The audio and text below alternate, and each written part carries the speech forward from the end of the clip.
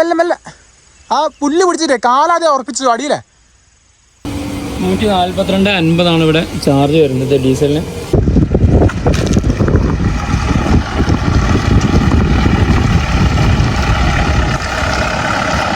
അങ്ങനെ ഞങ്ങളുടെ യാത്ര 20-ാം ദിവസം നേപ്പാളിൻ്റെ മണ്ണിൽ, അതെ, ഇന്ത്യ വിട്ട് കേരളം വിട്ട് നേരെ നേപ്പാളിൻ്റെ മണ്ണിൽ എത്തിയിരിക്കുകയാണ് കേട്ടോ. എങ്ങനെ നമ്മൾക്ക് വാഹനവുമായിട്ട്, നമ്മുടെ ഒരു വണ്ടിയുമായിട്ട് എങ്ങനെ നേപ്പാളിലേക്ക് വരാം? നിങ്ങളൊരു സ്വന്തമായിട്ടൊരു വാഹനം ഉണ്ടെങ്കിൽ ആ ഒരു വണ്ടിയായിട്ട്, ബൈക്കായിക്കോട്ടെ, കാറായിക്കോട്ടെ, ഓട്ടോ ആയിക്കോട്ടെ, ഏതൊരു വാഹനമായിട്ടും നേപ്പാളിലേക്ക് എങ്ങനെ നിങ്ങൾക്ക് സുഖസുന്ദരമായിട്ട് വരാമെന്നുള്ളത് കൃത്യമായിട്ട് നിങ്ങൾക്ക് എന്തൊക്കെ പേപ്പറുകൾ വേണം, എന്തെല്ലാം ചെയ്യണം എന്നുള്ള കാര്യങ്ങളൊക്കെയാണ് ഈ വീഡിയോയിൽ ഉടനീളമായിട്ടുള്ളത്. അതുപോലെ തന്നെ ഞങ്ങൾ നേരെ കാർമണ്ഡുവിലേക്കാണ് പോകുന്നത്. റക്സോൾ ബോർഡർ വഴിയാണ് ഞങ്ങളുടെ പേടകവുമായിട്ട് കടന്നു വന്നത് കേട്ടോ. ആദ്യം നമ്മൾ ചെയ്തത് നേരെ ബോർഡർ കഴിഞ്ഞു. ബോർഡറിൽ കൂടി കയറി കഴിഞ്ഞതിന് ശേഷമാണ് നമ്മുടെ എൻക്വയറി സെക്ഷൻ വരുന്നത്. എൻക്വയറി സെക്ഷനിലേക്ക് നേരെ പോയതിന് ശേഷം നമ്മുടെ വാഹനം അവിടെ കൊണ്ടുവച്ചതിന് ശേഷം എന്ത് ചെയ്യുക, നേരെ അവരോട് പോയി പറയാം, വാഹനത്തിൻ്റെ RC കൊടുത്തതിന് ശേഷം എത്ര ദിവസത്തേക്കാണെന്ന് അവർ ചോദിക്കും. ആ ദിവസം ഒന്ന് പറഞ്ഞു കൊടുത്തിട്ട് എത്ര ദിവസത്തേക്കാണ് നിങ്ങൾ നേപ്പാളിൽ നിൽക്കാൻ ഉദ്ദേശിക്കുന്നത് ദിവസം പറഞ്ഞു കൊടുത്തതിന് ശേഷം അവരൊരു സ്ലിപ്പ് തരും. ആ സ്ലിപ്പുമായിട്ട് നേരെ അകത്തേക്ക് പോവുക. അകത്ത് ചിലപ്പം വരി ഉണ്ടെങ്കിൽ ആ വരിയിൽ നിന്നതിന് ശേഷം എന്ത് ചെയ്യുക, അവിടെ കാര്യങ്ങളും പേപ്പറും കാര്യങ്ങളൊക്കെ കൊടുത്ത് പൈസ അടിക്കണം. എത്ര ദിവസത്തേക്കാണോ, കാറിനാണെങ്കിൽ 600 രൂപ, ബൈക്കിനാണെങ്കിൽ 250 രൂപ, ഓട്ടോക്കാണെങ്കിൽ 350 രൂപ. അങ്ങനെയാണ് ചാർജും കാര്യങ്ങളൊക്കെ വരുന്നത്. ആ പൈസ അടിച്ചതിന് ശേഷം എന്ത് ചെയ്യുക, അത് നിങ്ങൾക്ക് അവിടെ വേണമെന്നുണ്ടെങ്കിൽ ഏജൻറ്റ് വഴി ആണെങ്കിൽ ഏജൻറ്റ് മുഖേന നിങ്ങൾക്ക് ചെയ്യാം കേട്ടോ. ഏജൻറ്റ് മുഖേന ആകുമ്പോൾ ഒരു 200 രൂപ പെട്ടെന്ന് കിട്ടും. അതായത് നമ്മൾ വരി നിൽക്കുകയാണെങ്കിൽ ഒരുപാട് 2-3 മണിക്കൂറൊക്കെ വരി നിൽക്കേണ്ടി വരും. അപ്പോൾ നമ്മളെ പേപ്പറും കാര്യങ്ങളൊക്കെ റെഡിയാക്കി ഇട്ടിട്ടുണ്ട്. അതാ നാം ക്യാ അവരാജ് യാദവ്, ആശാനാണ് നമ്മളെ പേപ്പറും കാര്യങ്ങളൊക്കെ റെഡി ചെയ്യുന്നത്. ഇപ്പോൾ കേരളത്തിൽ നിന്ന് ആരെങ്കിലുമൊക്കെ വരികയാണെങ്കിൽ നമ്പർ നമ്മൾ ആഡ് ചെയ്യാം. അപ്പോൾ ആവശ്യമുണ്ടെങ്കിൽ വിളിച്ചാൽ മതി. ചെറിയൊരു പൈസയൊക്കെ ആശാന് റെഡിയാക്കി തരും. ഓക്കെ. അപ്പം നേപ്പാളിൽ എന്തെങ്കിലും ആവശ്യം ഉണ്ടെങ്കിൽ വാട്സാപ്പിൽ മെസ്സേജ് അയക്കാനൊക്കെ പറഞ്ഞിട്ടുണ്ട്. അപ്പോൾ നമ്മൾ എന്ത് ചെയ്യാൻ പോവാണ്, ഇവിടെ നിന്ന് നീങ്ങാൻ പോവാണ്. ഓക്കെ, കാൽ വീഡിയോ ഡാൽ അപ്ഡേക്കോ. ഓക്കെ, അപ്പോൾ പോലെ रेडी है। होटल नहीं है, पूरा अंदर है, पूरे अंदर है। 3 किलोमीटर जाके प्रतिमा चौक मेरे को दिखाओ। ओके, यहाँ से 3 किलोमीटर प्रतिमा चौक, वहाँ पे रोड परमिट जाके बनवा लेना। ओके, वहाँ पे ഏജന്റിന് നമ്മൾ അങ്ങനെ പറയല്ല, നിങ്ങൾക്ക് ഒന്നുകൂടി സുഖമാവാൻ വേണ്ടിയിട്ടാണ്. ഏജന്റിനാണെങ്കിൽ തന്നെ ഒന്ന് നല്ല പേശി കഴിഞ്ഞാൽ ആദ്യം ഒരു 500-1000 ഒക്കെ പറയും. പേശി കഴിഞ്ഞാൽ 200 കിട്ടും. പിന്നെ അതുപോലെ തന്നെ ചിലപ്പോൾ ഒരു 50 രൂപ പറഞ്ഞിട്ടേക്ക് തുടങ്ങി അതിനുള്ളിലെത്തി നിങ്ങളെ പേപ്പർ അവർക്ക് കൊടുത്തു കഴിഞ്ഞ ശേഷം പറയും 300 രൂപ വേണം, 500 രൂപ വേണം എന്നൊക്കെ. അപ്പോൾ നിങ്ങൾ വേണ്ടാന്നൊക്കെ പറഞ്ഞിട്ട് പിന്നെ ജസ്റ്റ് ഒന്ന് പേശി കഴിഞ്ഞാൽ 200 രൂപ കിട്ടും. ഞങ്ങൾ ചെയ്ത് തന്ന ആളെ നമ്പർ വേണമെന്നുണ്ടെങ്കിൽ നമുക്ക് എന്ത് ചെയ്യാം, ഡിസ്ക്രിപ്ഷനിൽ കൊടുക്കാം. അതിലൊന്ന് നോക്കിക്കഴിഞ്ഞാൽ നിങ്ങൾക്ക് അദ്ദേഹത്തിനെ വിളിച്ചു കഴിഞ്ഞാൽ പേപ്പറും കാര്യങ്ങളൊക്കെ റെഡിയാക്കി തരും. അപ്പോൾ പറഞ്ഞാൽ മതി യൂട്യൂബേഴ്സ് വന്നിരുന്നു, അവരാണ് നമ്പർ തന്നതെന്ന് പറഞ്ഞു കഴിഞ്ഞാൽ 200 രൂപക്ക് 200 രൂപ എന്ന് പറഞ്ഞാൽ നമ്മളെ നാട്ടിൽ ഏകദേശം 120 രൂപ വരുള്ളൂ കേട്ടോ. കാരണം ഇവിടെ 100 രൂപ എന്ന് പറഞ്ഞാൽ 160 രൂപയാണ്. അപ്പോൾ ഞങ്ങൾ വണ്ടി കാര്യങ്ങളൊക്കെ എന്ത് ചെയ്തു, നേപ്പാളിൻ്റെ മണ്ണിലേക്ക് കയറ്റിയിട്ടുണ്ട്. അപ്പോൾ ഇവിടുത്തെ കല്ലില്ലേ, അപ്പോൾ ഇവിടുത്തെ കല്ല് കാണിച്ചു കേട്ടോ. നമ്മളെ അക്യൂറത്തിലൊക്കെ ഇടുന്ന കല്ലില്ലേ, അതെ. ഇവിടെ ആർക്കോ വേണോ എന്താ കല്ലില്ലേ. ഇതാണ് നമ്മുടെ നാട്ടില് ശരിക്കും പാക്കറ്റിൽ 120 രൂപ എന്നൊക്കെ പറഞ്ഞ് വിൽക്കുന്ന സാധനം. അപ്പോൾ ഞങ്ങൾ നിൽക്കുന്ന പ്ലേസ് തന്നെ നോക്കി, എജ്ജാതി ഒരു പ്ലേസാ. ഇത് പുഴയാന്ന് തോന്നുന്നുണ്ടല്ലേ, അല്ലെങ്കിൽ ഉരുൾപൊട്ടൽ അങ്ങനത്തെ നടന്നാണോ, പുഴ പറ്റി വരണ്ടെടുക്കാൻ തോന്നിട്ടാ. കാരണം നല്ല കിടിലൻ കാഴ്ചകളാണ് വരുന്ന വഴിക്കൊക്കെ ഞങ്ങൾ കാണാൻ കഴിഞ്ഞത്. പക്ഷേ ഇതൊന്നും നല്ല കാഴ്ചകൾ കാണാൻ പോകുന്നുള്ളൂ. ഞങ്ങൾ ബീഹാറിൽ നിന്നിട്ട് ഏകദേശം ഒരു 60-70 കിലോമീറ്ററിനുള്ളിലേ പോന്നിട്ടുള്ളൂ അല്ലേ. അപ്പോൾ ചുരുക്കി പറഞ്ഞാൽ ഇതൊരു ബീഹാളിയാണ്. അപ്പോൾ കാരണം വെച്ചാൽ ബീഹാറിൽ നിന്ന് ഫുള്ളായിട്ട് ഇങ്ങോട്ട് പോന്നിട്ടില്ല, എന്നാൽ ബീഹാറിൻ്റെ ടച്ചും കാര്യങ്ങളൊക്കെ ഉണ്ട്. അങ്ങനെ നേരെ ഞങ്ങൾ നേപ്പാളിൻ്റെ ഉൾക്കാഴ്ചകൾ കാണിച്ചു തരാൻ പോവുകയാണ്. ഏകദേശം 5 ദിവസമാണ് ഞങ്ങൾ ഇവിടേക്ക് പെർമിഷൻ എടുത്തത്. 5 ദിവസം കൊണ്ട് ഞങ്ങൾ എന്ത് ചെയ്യണം, ഇവിടെ നിന്ന് ഇറങ്ങണം. ഇന്ന് 7-ാം തീയതിയാണ്. ഏകുന്നത്തോട് കൂടിയിട്ട് ഞങ്ങൾ എന്ത് ചെയ്യണം, നേപ്പാളിൽ നിന്ന് ഇറങ്ങണം. ഇനി വേണമെന്നുണ്ടെങ്കിൽ അധികം എക്സ്റ്റെൻഡ് ചെയ്യണമെന്നുണ്ടെങ്കിൽ എക്സ്റ്റെൻഡ് ചെയ്യാം. ഞങ്ങൾ എക്സ്റ്റെൻഡ് ചെയ്യേണ്ടി വരില്ല. പക്ഷേ സിം എടുക്കണമെന്നുണ്ടെങ്കിൽ ഇവിടുത്തെ സിം എടുക്കണം. അപ്പോൾ നമ്മുടെ സിം എന്ത് ചെയ്യും, ബോർഡർ കഴിഞ്ഞ് കഴിഞ്ഞാൽ സിം കട്ടാവും. ആ സിമ്മിന് എന്ത് ചെയ്യണം, ഇവിടുത്തെ 650 നേപ്പാളി പൈസ കൊടുക്കണം. നമ്മളെ പരിപാടിയും കാര്യങ്ങളൊക്കെ അവിടുത്തെ കഴിഞ്ഞു. നേരെ ഇനി സിം എടുക്കണം കേട്ടോ. അപ്പോൾ സിം എടുക്കണോണ്ട് നേരെ ഇങ്ങോട്ട് വന്നു. സിമ്മിന് എൻസെൽ എന്ന് പറഞ്ഞ സിമ്മാണ്. അപ്പോൾ ഈ സിമ്മ് എടുത്തതിന് ശേഷം മാത്രമേ നമുക്ക് എന്ത് ചെയ്യാം, ഇവിടെ നെറ്റ്വർക്ക് ചാലുമാവുള്ളൂ. ഇപ്പോൾ നമ്മളെ സിമ്മൊക്കെ കട്ടായി. ഇവിടെ 4G ആണ് വരുന്നത്. 650 നേപ്പാളി പൈസയാണ് കേട്ടോ അവിടെ വരിക. അപ്പോൾ അതായത് നമ്മുടെ നാട്ടിലെ 400 രൂപ എന്ന് തന്നെ പറയാം. അപ്പോൾ പൈസ അടിച്ച് കഴിഞ്ഞാൽ നമുക്ക് എന്ത് ചെയ്യാം, അവിടുന്ന് സിമ്മ് കിട്ടും. സിമ്മ് കിട്ടിയാൽ നമ്മൾ നെറ്റും കാര്യങ്ങളൊക്കെ കിട്ടുള്ളൂ. 4G ആണ് സിമ്മ് വരുന്നത്. അൺലിമിറ്റഡ് ഒരാഴ്ചത്തേക്ക് വരുന്നത് 680 രൂപ കേട്ടോ അൺലിമിറ്റഡ്. അതല്ല നമുക്ക് സിമ്മ് മാത്രമാണെങ്കിൽ 8 GB സിമ്മിന് 8 GB നെറ്റിന് 450 രൂപയാണ്. എക്സ്ട്രാ അൺലിമിറ്റഡ് ആക്കണമെന്നുണ്ടെങ്കിൽ 200 രൂപയും കൂടി എക്സ്ട്രാ അടിച്ചിട്ട് എന്ത് ചെയ്യണം, 650 രൂപ കൊടുത്തിട്ട് 5G ആക്കി അല്ല അൺലിമിറ്റഡ് ആക്കി എടുക്കണം. അതിൻ്റെ പ്രോസസ്സിംഗ് ആണ് ഇപ്പോൾ നടന്നുകൊണ്ടിരിക്കുന്നത്. 5 മിനിറ്റ് കൊണ്ട് ആക്ടിവേഷൻ ആവുമെന്നാണ് പറഞ്ഞത്. 650 എന്ന് പറഞ്ഞാൽ നമ്മുടെ നാട്ടിൽ ഏകദേശം 400 രൂപയാണ് വരുന്നത്. ആ 400 രൂപ കൊടുത്തു കഴിഞ്ഞാൽ നമുക്ക് സിമ്മ് കിട്ടും കേട്ടോ. ആ സിമ്മിൽ 7 ദിവസം വരെ അൺലിമിറ്റഡ് ആണ്. അതല്ല 100 രൂപ കൊടുത്തു കഴിഞ്ഞാൽ സിമ്മ് കിട്ടും, റീചാർജ് ഉണ്ടാവില്ല. റീചാർജ് ചെയ്യണമെന്നുണ്ടെങ്കിൽ 250 രൂപ എക്സ്ട്രാ കൊടുക്കും. അങ്ങനെ ഓരോ കാറ്റഗറിയാണ്. നിങ്ങൾക്ക് എത്ര GB ആണോ വേണ്ടത് അതിനുള്ള പൈസയാണ് ആ ഒരു പേയ്മെൻറ്റ് കാര്യങ്ങളൊക്കെ കേട്ടോ. അങ്ങനെ സിം എടുത്ത് കഴിഞ്ഞ് നേരെ യാത്ര തുടരുകയാണ്. അപ്പം ഒരുപാട് ആ പേപ്പർ എപ്പോഴും നമ്മുടെ കയ്യിൽ വേണം. ഒരുപാട് ചെക്കിങ്ങുകൾ നമ്മളെ കയ്യിൽ വരും. ആ ചെക്കിങ്ങുകളൊക്കെ പേപ്പർ കാണിച്ചു കൊടുക്കുക, എവിടെയൊക്കെ യാത്ര എന്നുള്ള കാര്യങ്ങളൊക്കെ പറഞ്ഞു കൊടുക്കുക. നമുക്ക് ബോർഡറിൽ വലിയ ചെക്കിങ്ങോ കാര്യങ്ങളോ വന്നിട്ടില്ല. കാരണം എന്താണെന്ന് വെച്ചാൽ നമ്മൾ വണ്ടിയുടെ സ്റ്റിക്കർ വർക്കും കാര്യങ്ങളും നമ്മൾ പെർപ്പസും അങ്ങനെ ആയതുകൊണ്ട് തന്നെ ഇവിടെ അവരുടെ സിഗ്നേച്ചർ അവരുടെ കൊടിയും അങ്ങനെ എല്ലാം കൂടി നമ്മളെ വണ്ടിയിൽ എന്ത് ചെയ്തിട്ടുണ്ട്, അറ്റാച്ച് ചെയ്തിട്ടുണ്ട്. നേപ്പാളിൻ്റെ കൊടിയും കാര്യങ്ങളൊക്കെ നമ്മൾ അറ്റാച്ച് ചെയ്തിട്ടുണ്ട്. അതുകൊണ്ട് തന്നെ ഓവറായിട്ട് ചെക്കിങ്ങോ കാര്യങ്ങളോ നമ്മുടെ വണ്ടിക്ക് ഇതുവരെ കുടുങ്ങിയിട്ടില്ല. ഇനി മേലോട്ട് എന്താണെന്ന് അറിയില്ല. ഇവിടെ നമ്മൾ നേപ്പാളിൻ്റെ ഫ്ലാഗ് കൊടുത്തിട്ടുണ്ട്, ഭൂട്ടാൻ്റെ ഫ്ലാഗ് കൊടുത്തിട്ടുണ്ട്. അതുകൊണ്ട് തന്നെ ഇവിടെ ഭൂട്ടാൻ, സിക്കിം, നേപ്പാൾ എന്ന് പറഞ്ഞിട്ടുള്ള എല്ലാ കാര്യങ്ങളും കൊടുത്തത് കൊണ്ട് തന്നെ സ്റ്റിക്കർ വർക്ക് ഉള്ളത് കൊണ്ട് തന്നെ അവർക്കറിയാം നമ്മുടെ പർപ്പസ് യൂട്യൂബ് അല്ലെങ്കിൽ നമ്മൾ ട്രാവലിംഗ് ആണ്, ടൂറിസ്റ്റ് ആണെന്നുള്ളത് അവർക്ക് പെട്ടെന്ന് കണ്ടാൽ തന്നെ മനസ്സിലാവുന്ന രീതി ആയതുകൊണ്ട് ഓവറായിട്ട് വലിച്ചിട്ട് നമ്മൾ ചെക്ക് ചെയ്തിട്ടോ കാര്യങ്ങളൊന്നുമില്ല. അതുതന്നെ ഏറ്റവും നല്ലൊരു കാര്യം കേട്ടോ. അപ്പോൾ ഇതല്ല ഞങ്ങളുടെ യാത്ര നേരെ നേപ്പാൾ ഭാഗത്തേക്ക് പോവുകയാണ്. അപ്പോൾ പേപ്പറും കാര്യങ്ങളൊക്കെ ഇത്ര തന്നെ ഉള്ളൂ. ബാക്കി കാഴ്ചകൾ ഞങ്ങൾ ഇന്നത്തെ ദിവസമുള്ള കാഴ്ചകളും കാര്യങ്ങളൊക്കെ കാണാം കേട്ടോ.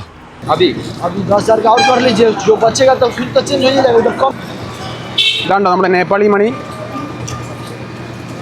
വീട്ടിൽ നിന്ന് തന്നെ കൊണ്ടുവന്നതിന് ഒരു വൈഫൈൻ്റെ ഇതിട്ടോ മോഡം കൊണ്ടുവന്നതിൽ അതിനുകൊണ്ട് എന്തായി, നമുക്ക് സിമ്മ് ഇവിടുന്ന് വാങ്ങി. ഒരു സിമ്മ് വാങ്ങിയില്ലേ, 2 സിമ്മ് വാങ്ങേണ്ടി വന്നില്ല. ഒരു സിമ്മ് വാങ്ങി, ആ സിമ്മ് ഇതിലിട്ടു. ഇനി എന്ത് ചെയ്യണം, പിന്നെ ഇത് വണ്ടിയിൽ വെച്ചാൽ രണ്ടാൾക്കും ഒരു ഫോൺ ഉപയോഗിക്കാം. പക്ഷേ 4G ആണ്. എത്രത്തോളം നിങ്ങളുടെ കയ്യിലേക്ക് ഇനി വീഡിയോസുകൾ എത്തിക്കാൻ കഴിയുമെന്ന് അറിയില്ല. എന്നാൽ റീല് പരമായിട്ട് നമുക്ക് എത്തിക്കാൻ കഴിയും കേട്ടോ.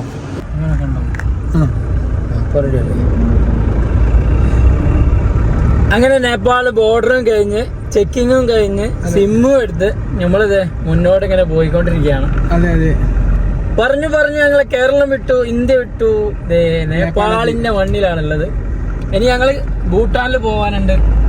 നടക്കട്ടെ. സത്യം പറഞ്ഞാല് നേപ്പാളിൽ ഇങ്ങോട്ട് കയറിയതിനു ശേഷം എന്താണെന്നറിയില്ല, പുതിയൊരു ജീവിതം തുടങ്ങിയ പോലെ. അങ്ങനെയല്ല, ഇതുവരെയുള്ള യാത്രകളൊക്കെ ചെറുതായിട്ട് മറന്നു. അതെ അതെ, ഇനി അങ്ങോട്ടേക്കുള്ള ത്രില്ലിങ്ങും എന്തൊക്കെയാണ്. 5 ദിവസത്തേക്കാട്ടോ നമ്മളെടുത്ത്, ഓവറായിട്ട് എടുത്തിട്ടില്ല. 5 ദിവസത്തേക്കാണ് എടുത്തത്. ഞങ്ങൾ എന്താണെന്ന് പഠിക്കാനാണ് മെയിനായിട്ട് വന്നത്.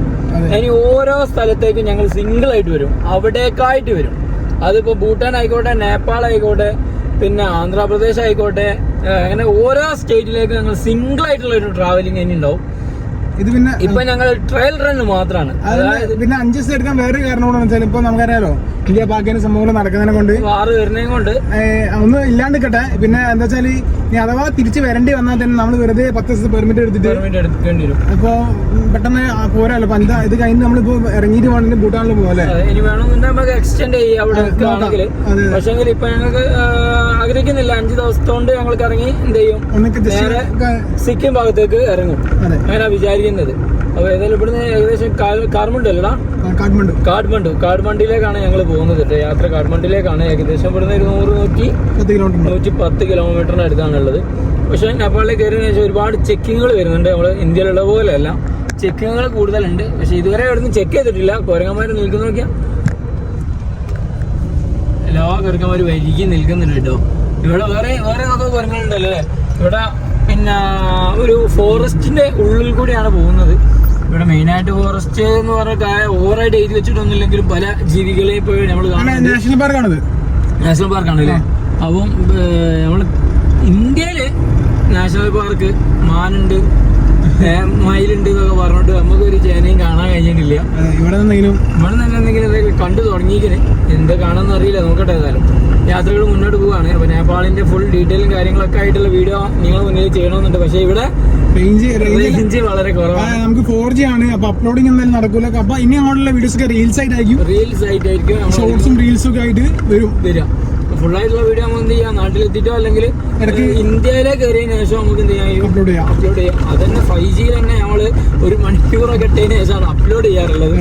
അപ്പോൾ അതുകൊണ്ട് ചിലത് ഫേസ്ബുക്കിൽ ഇടുന്ന സമയത്ത് ക്ലാരിറ്റി പൊട്ടാറുണ്ട്, അങ്ങനെ പലതും ചെയ്യാറുണ്ട്. അപ്പം ഇവിടെ ഞങ്ങൾ അപ്ലോഡ് ചെയ്ത് നോക്കും, കിട്ടുകയാണെ അപ്ലോഡ് ആവുമെന്ന് മാത്രമേ ഉള്ളൂ കേട്ടോ പറയാനുള്ളത്. അപ്പം ഈ വീഡിയോ തന്നെ ഇനി എന്നാ വരികയെന്ന് അറിയില്ല. അപ്പോൾ നമ്മൾ ഇവിടുന്ന് ഫുൾ ടാങ്ക് അടിക്കുകയാണ് കേട്ടോ. 142.50 ഇവിടെ ചാർജ് വരുന്നത് ഡീസലിന്. അപ്പോൾ ഫുൾ ടാങ്ക് അടിച്ചിട്ട് വേണം പോകാൻ. ഏകദേശം നാട്ടിലൊരു 90 രൂപ വരും ഇത് നോക്കുകയാണെങ്കിൽ. ഇവിടെ നമുക്ക് 19 ലിറ്റർ ആട്ടോ ആയത് 2700 രൂപയാണ് ആയത്. ഇപ്പം 3000 കൊടുത്തു, ഇപ്പം 300 കൊണ്ട് തിരിച്ചു തരണം.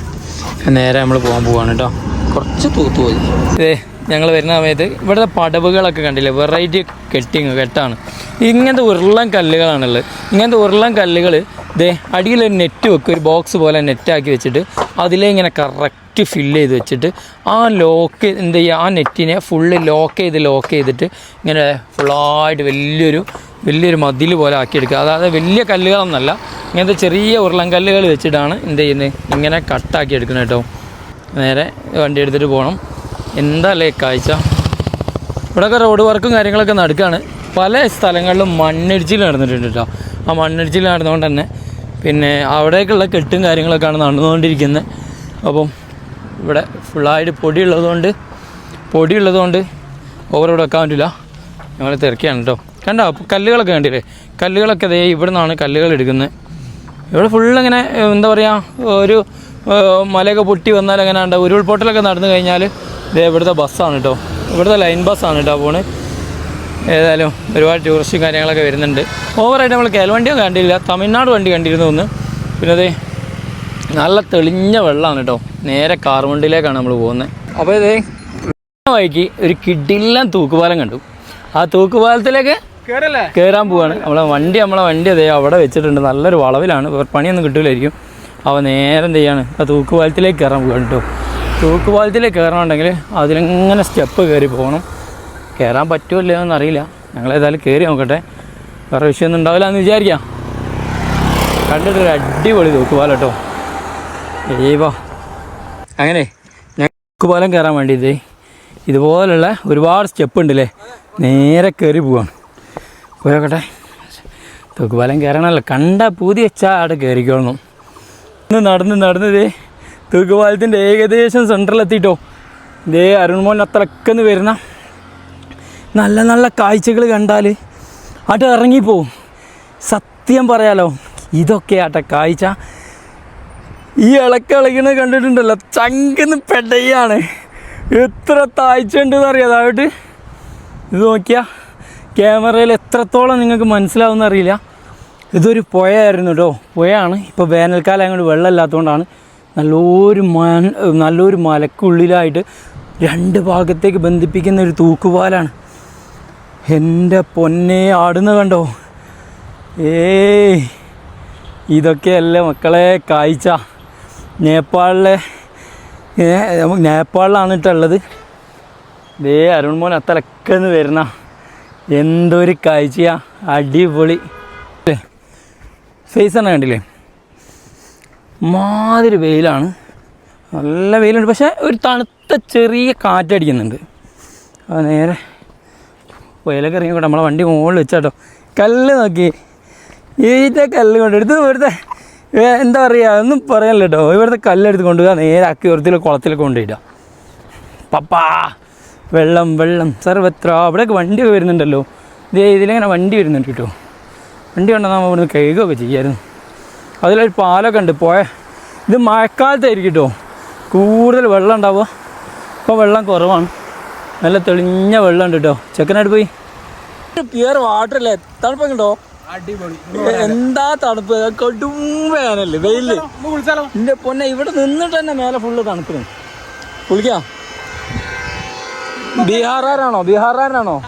കാരണം എന്ന് വെച്ചാൽ ഞങ്ങൾ റോഡിന് കയറിയ ശേഷം സൈലന്റാ. അയ്യോ ഓർമ്മിപ്പിക്കല്ലേ എന്റെ പൊന്നെ. വെള്ളം വരുന്ന നോക്കി എനിക്ക് കണ്ടിട്ട് കുടിക്കാൻ തോന്നുന്നുണ്ട്, പക്ഷെ ഒരു പേടി, ഒരു ഭയം. പുളിക്കല്ലേ ഇവിടെ ഒരു പാലൊക്കെ പൊളിഞ്ഞു കിടക്കുന്നുണ്ട് കേട്ടോ. വണ്ടി വരുന്നൊരു കൈ എടുക്കുന്ന സമയം അവർക്ക് ഉണ്ടാവാറില്ല. ഞങ്ങൾ നേരെ ബീഹാറിന് പോകുന്നു. ഡ്രോൺ ഇവിടെ വെച്ചിരുന്നല്ലോ പോയി. ഡ്രോണേ ആ ഞാൻ നോക്കിയാ ഡ്രോൺ എടാന്ന് വെച്ചീന്. വാ നമ്മൾ കയറി പോകുന്ന റോഡാണ് കേട്ടോ. ഒന്ന് തെറ്റിയാലുണ്ടല്ലോ ഒരു രക്ഷയുണ്ടാവില്ല. എൻ്റെ പൊന്നും മക്കളെ കയറണോ വണ്ടി. ഇങ്ങനത്തെ ഓഫ് റോഡ് വണ്ടിയൊന്നും അല്ലെങ്കിൽ ഉണ്ടല്ലോ പെട്ടുപോകും. വണ്ടി കളിക്കുന്ന കളിയുണ്ടോ.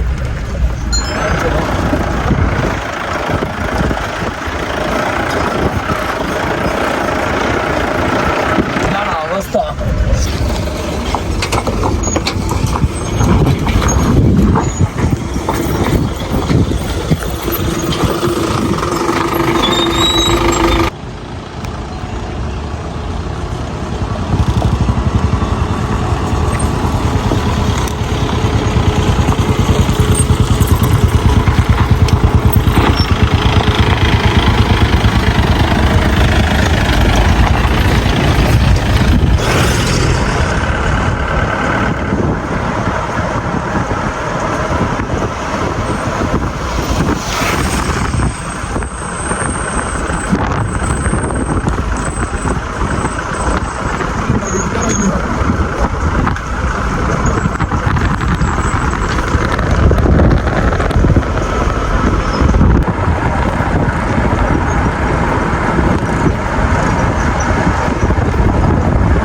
പോകുന്ന റോഡുകളൊക്കെ അവിടെ പിന്നെന്താ പറയാ പൊളിഞ്ഞടിഞ്ഞ് കിടക്കുക അല്ലേ.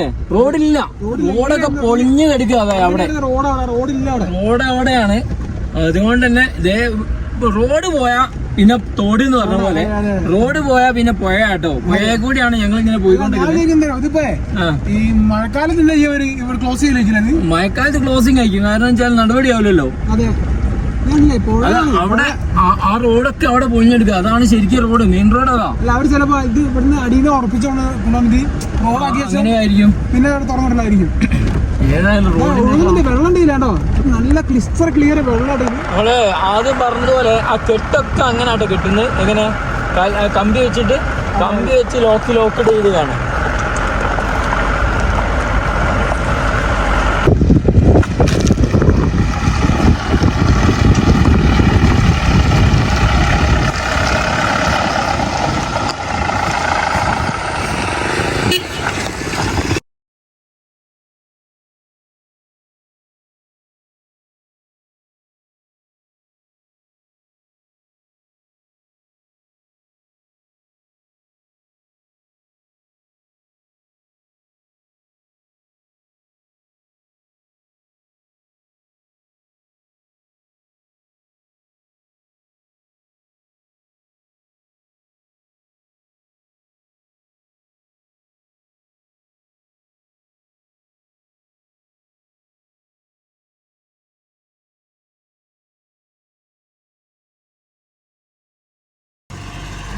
പോകുന്ന വഴിയില്ലേ നമ്മളെ ഡ്രോൺ നമ്മൾ കുടുങ്ങിട്ടോ. അവിടെ ഇപ്പൊ കിട്ടി. എന്താ അവസ്ഥ? അയ്യോ, ഡാമേജ് ആയി പോലെ. മുകളിൽ അത്യാവശ്യം ഹൈറ്റിലുള്ള ഡ്രോണ് പറത്തിയപ്പോൾ അവിടെ പോയി കുടുങ്ങിയതാണ്. സ്ഥലം കണ്ടില്ലേ? അപ്പോൾ വേഗം പോണ്. പിന്നെ നിങ്ങൾ ഇറങ്ങിക്കോളി അല്ലേ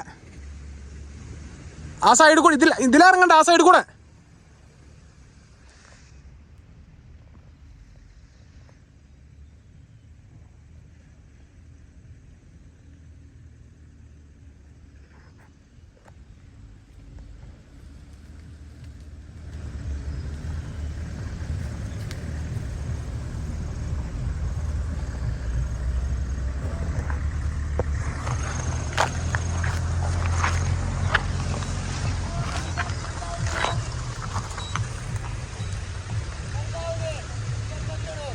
ഡ്രോൺ ആ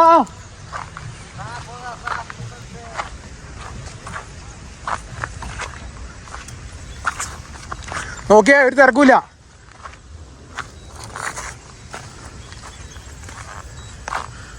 മെല്ലെ ഇറങ്ങിയാൽ മതി.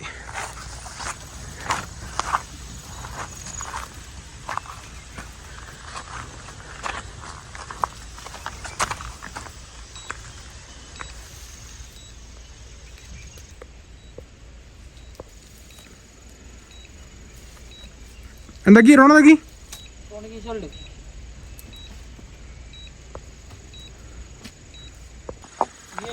ആ മെല്ലെ മെല്ലെ മെല്ലെ ആ പുല്ല് പിടിച്ചിട്ടേ കാലാതെ ഉറപ്പിച്ചു അടിയില്ലേ.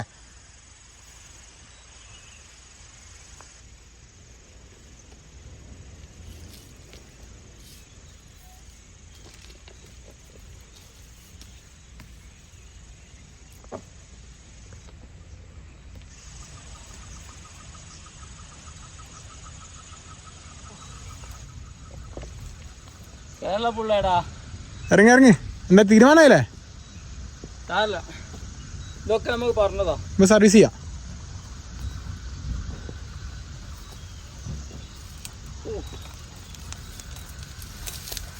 ഇവിടെയുള്ളവരൊക്കെ ചീത്ത പറയുന്നു. പിന്നെ നോക്ക് സ്ഥലം നോക്ക്. മല കയറിയിട്ടേ ഇതിന്റെ മുകളിലാണ് കയറി പോവാ. എന്താ എന്താ എന്താ ആയത്? എന്തായത്? ആ ഫ്രണ്ടിത്തെ അതല്ല വേറെന്താ? ആ കിമ്പല് പോയി. അയ്യേ ചിറക് പൊട്ടി.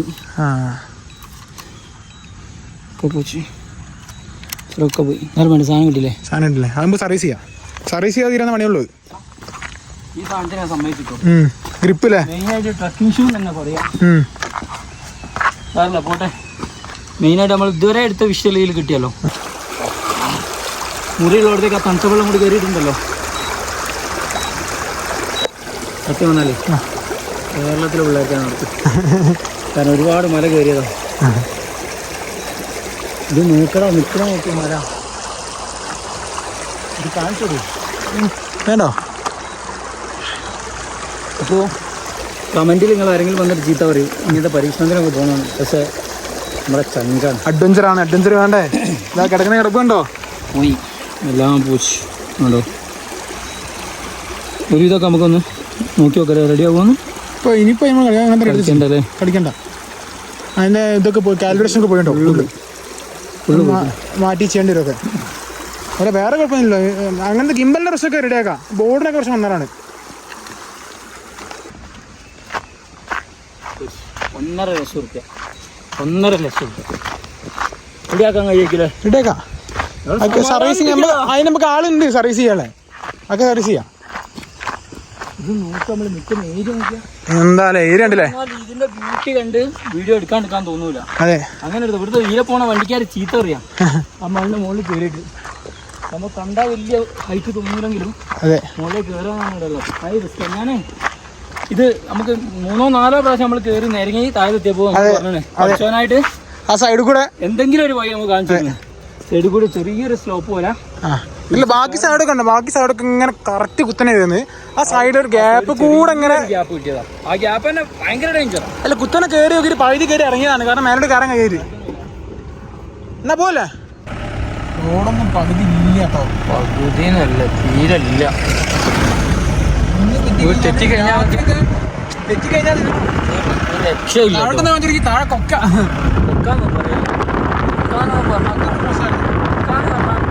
ഒരു മോശം.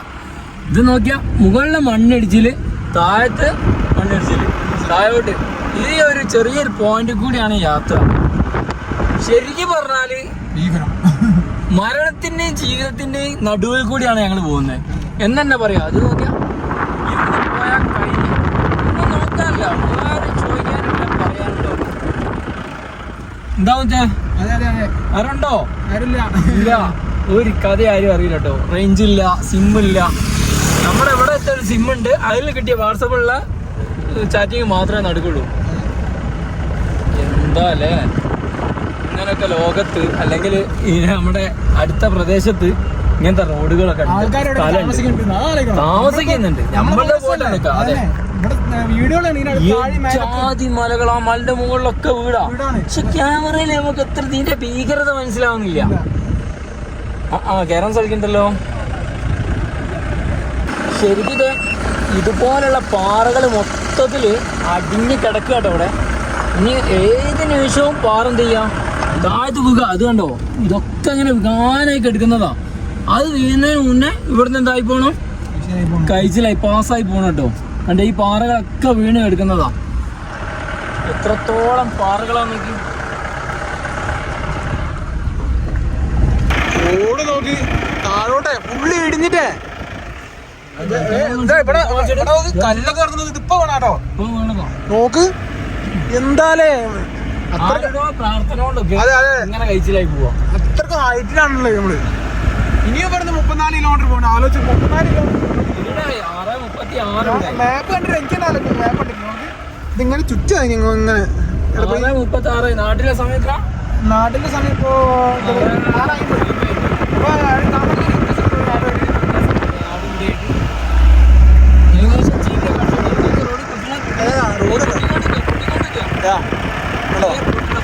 അങ്ങോട്ട് കയറി കഴിഞ്ഞാൽ അങ്ങോട്ട് നാട്ടിൽ പോകുന്നവര് ഇതേ ഇങ്ങനായിട്ട് എങ്ങനെയോ കഴിച്ചിലായി പോവാണ്. അതെ അതെ സ്പോട്ടിൽ ഞങ്ങൾ വരുന്ന സമയത്താ പൊട്ടുന്നത്. നോക്കാം എന്റെ പൊന്നെ ഇവരൊക്കെ ഇവിടെ ജീവിക്കുന്നവരാ. മലേന്റെ മുകളിലേക്കൊക്കെ പോകട്ടോ. ഇനിയിപ്പോ വേഗം എത്താം. 30 കിലോമീറ്റർ ഇനി പോകണ്ട. 30 കിലോമീറ്റർ പോകാണ്ട് ഇരുടാണ് മുന്നേ വേഗം വിടണം. ഇതിപ്പോ സ്പീഡ് പോകാനും പറ്റൂല, മെല്ലെ പോകാനും പറ്റൂല, അങ്ങനത്തെ ഒരു അവസ്ഥ. ഫ്ലൈറ്റ് നിർത്തിയിട്ടുണ്ടായിരുന്നു. ഫ്ലൈറ്റ് ലാൻഡ് ചെയ്യാണ്. എന്താടാ സ്വർഗോ എന്റെ പൊന്നെ. നമ്മളപ്പോ അങ്ങനെ നേപ്പാളിലേക്ക് എത്തിക്കൊണ്ട് കേട്ടോ. നേപ്പാൾ മീൻസ് കാഠ്മണ്ഡുവിലേക്ക് കേട്ടോ.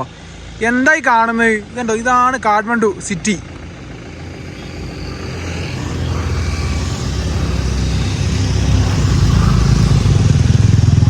എന്താലേ. അപ്പൊ ഇനി നേരെ നമുക്ക് ഇവിടുന്ന് ഒരു 20 കിലോമീറ്റർ അങ്ങോട്ടൊക്കെ ഉണ്ട്. നേരെ കാഠ്മണ്ഡു പോയിട്ട് വണ്ടി സൈഡാക്കാം. അങ്ങനെ ഏതായാലും വണ്ടി അവിടെ വെച്ച് നൈറ്റിലൊന്ന് ജസ്റ്റ് കറങ്ങാൻ വേണ്ടി വന്നു. ചിക്കൻ റോൾ പറഞ്ഞിട്ടുണ്ട്. ചിക്കൻ റോൾ റെഡി ആയിക്കൊണ്ടിരിക്കുകയാണ് കേട്ടോ. ആയിക്കോട്ടെ. ആരോടൊന്നൊരു വെറുതെ കുത്തിരുന്നിട്ട് ക്ഷീണിച്ചിക്കണ്. അപ്പം നല്ല ചൂട് റോളൊക്കെ അടിക്കുന്നുണ്ട്. എത്ര റുപ്യ ഉണ്ടാവുമെന്ന് നോ ഐഡിയ, ഒരു ഐഡിയ ഇല്ല എത്ര റുപ്യ ആവും എന്നുള്ളത്. കഴിച്ചു നോക്കിയിട്ട് നോക്കല്ലേ. വണ്ടി നമ്മൾ അവിടെ പാർക്ക് ചെയ്ത് ഇവിടെ ആൾക്കാർ വലിയ കുഴപ്പമില്ല എന്ന് പറഞ്ഞിട്ടുണ്ട്. ഇന്ന് ഉറങ്ങി നോക്കുക എന്താ സംഭവം എന്നുള്ള അറിയാം കേട്ടോ. അപ്പോൾ നേരെ ഇതൊന്ന് കഴിച്ചു നോക്കട്ടെ. നല്ല വിശക്ക്.